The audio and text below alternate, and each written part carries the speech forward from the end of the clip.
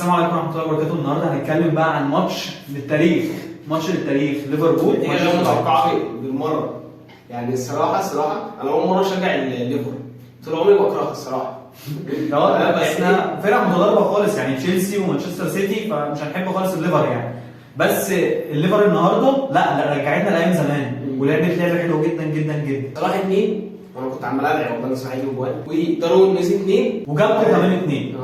يعني بص، حفله اهداف بمعنى اصح، يعني 6 اهداف لغايه دلوقتي احنا ما نعرفش.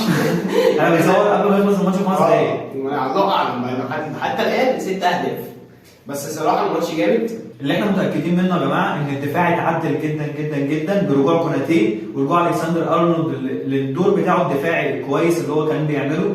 الدور الهجومي بتاعه احنا لسه ما شفناهوش خالص، يعني هو ما صنعش اي حاجه محمد صلاح او اي حاجه في الماتش كله. وعندنا برده روبنسون رجع من الناحيه الدفاعيه ومن الناحيه الهجوميه وبيروح وبيجي اول ماتش اصلا هو كان باين ان هو فايق، وده غير الطبيعي بتاعه، يعني اخر ماتش كان على طول نايم على طول. النهارده الصراحه كان فايق هو ارنولد، وعملوا ماتش جامد دفاعيا وهجوميا. بس يا جماعه عشان نبقى عارفين، بس مانشستر يونايتد كان فيها عيوب كتير جدا جدا جدا، عيوب دفاعيه. لا بس الصراحه يا جدعان الماتش جامد، واليونايتد كان بدأ الماتش، يعني هو الطبيعي اليونايتد تكسب في ظل الظروف اللي احنا شايفينها في الليفر دي، وهم نايمين وسط 5 للريال والدنيا بايظه خالص. انما اللي هم عملوه النهارده دي بيدل ان هم لا بدأوا خلاص يفوقوا، وان شاء الله الفتره الجايه ديت مش هيبقى فيه الليفر بتاع زمان بقى. لا، ومانشستر يونايتد لسه اخده دفعه مخسره برشلونه على ارضها، مخسره برشلونه في اولد ترافورد. كان الموضوع يعني حماسي جدا بالنسبه لهم في اليوروبا ليج. فانت ازاي تنزل بالمستوى للدرجات دي؟ والتالت دوري وبينافس خلاص فانا ما اعرفش بينهم وبين السيتي نقطه. اصلا انت ما بين الليفر دلوقتي وما بين ارسنال الفرق ما بينهم وما بين بعضهم 17 نقطه. تمام. هو ارسنال ليه ماتشات مؤجله، بس ليه ماتش مؤجل تقريبا.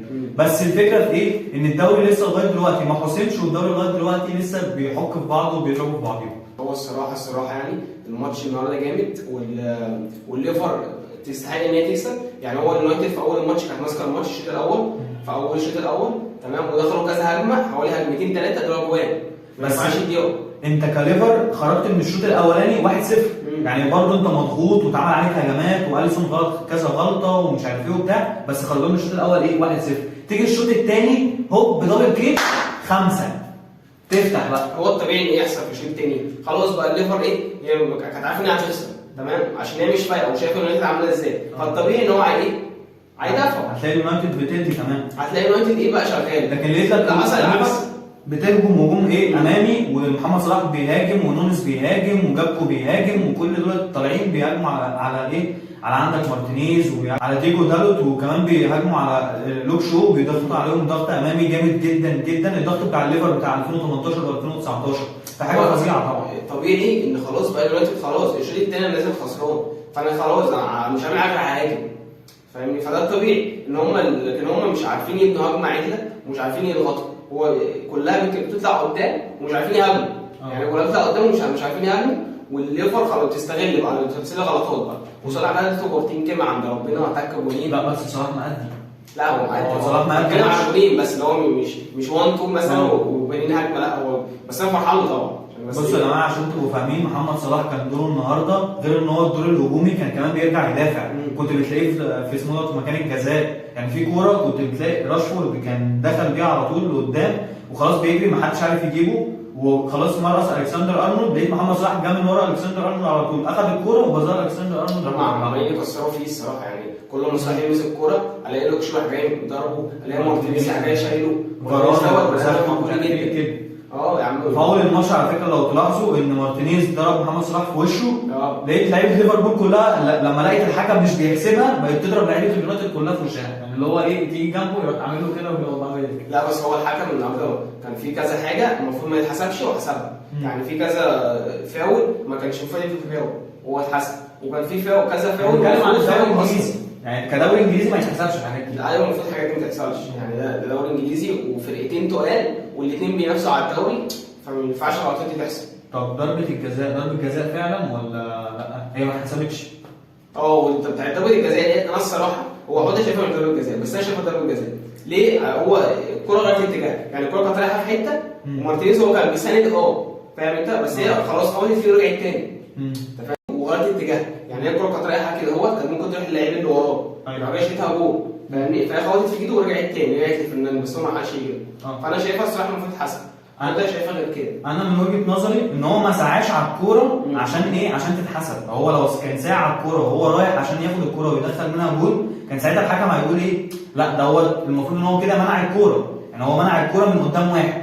لكن برونو فرنانديز اصلا ما كانش يعني مقبل على الكوره بمعنى اصح، او اللي هو رايح عشان يشوط الكوره، هو كان بس ايه؟ ضغط عادي يعني. كان ضغط عادي اللي هو بيتمشى ورا، لقى الكوره كده اهوت، لا ده انا اطلع اجري عشان يحسبوا ضربه جزاء.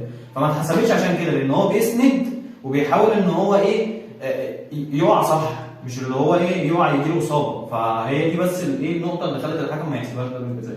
يا جماعه لازم نبقى عارفين بقى الفرق ما بين الصفقات بتاعت ليفربول والفرق ما بين الصفقات بتاعت اليونايتد.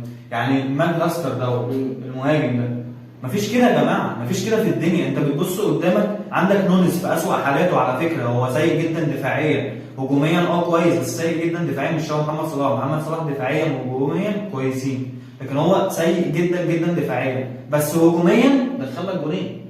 على الاقل يعني بيعمل اللي عليه كمهاجم، دخل لك جونين. يعني هو ايه؟ حط نفسه في البوكس، طخ جونين، شكرا. انت بقى انت عملت ايه؟ مفيش حلول ومش عارف ايه وبتاع، بس كان في هجمات في الشوط الاول انت ما شاركتش في اي واحده فيهم. هو الصراحه اللعيبه اللي مش مقتنع بيه وما اعرفش هم جابوه ليه، ده ما حاولش اصلا. يعني انا شايف فرقتي كلها مضغوطه تمام في الشوط الثاني، وانا وخسرانه كتير، فانا الطبيعي ان انا ايه؟ ارجع بقى خلاص اسند معاهم، ابني هجمه وارجع تاني للهجوم. هو ما عملش كده، هو تحس ان هو واقف قدام بس ما عملش اي حاجه تاني، هو عاوزهم كلهم يخدموا عليه هو عشان هو يجيب الجول بس كده. دوت من اسوء الصفقات انا شايفها في اليونايتد لغايه دلوقتي. ده يعني زي ما حضرتك بقول لك، هو في فرق بين صفقات الليفر وصفقات اليونايتد. يعني شفت اليونايتد هو صفقه اهو ما عملش اي حاجه النهارده، وفي الجانب الثاني بتاع الليفر لما جابوا جاك بودا او جاب بونينو، واول جول لما قطع بفران وشطها في البعيده، لا دي جامده قنبله، مش اي حد يعملها، لازم لعيب كويس. تمام. وبرده في اليونايتد جوارا جارناتشو ده برده لعيب كويس. يعني شوف ده المفروض ان هو عيني اصلا، المفروض انت ما تحاسبوش الى حد ما برضه يعني. وبعدين نازل الدقيقه ما عندوش الخبره، ما عندوش الخبره اللي تخلي ايه؟ اللي خلاص ما انت هتحكمه جامد فاهمني. فنزل حاول ان هو يبني هجم، حاول ان هو يمارس، حاول ان هو يعمل اي حاجه، انما ده انا ما اعرفش هو لعيب كويس ازاي اصلا، وما ينفعش يلعب ماتش زي ده. دوت بقى ينقلنا على الجانب الدفاعي بتاع محمد صلاح. محمد صلاح لما كانش بيدافع كويس كان جرناتشو دوت اخدها بقى فحت وردم في الملعب، وكان يعني ايه راح بالكوره وعمل اسيستات وحاجات جميله. لكن محمد صلاح بالجانب الدفاعي بتاعه منع دوت خالص.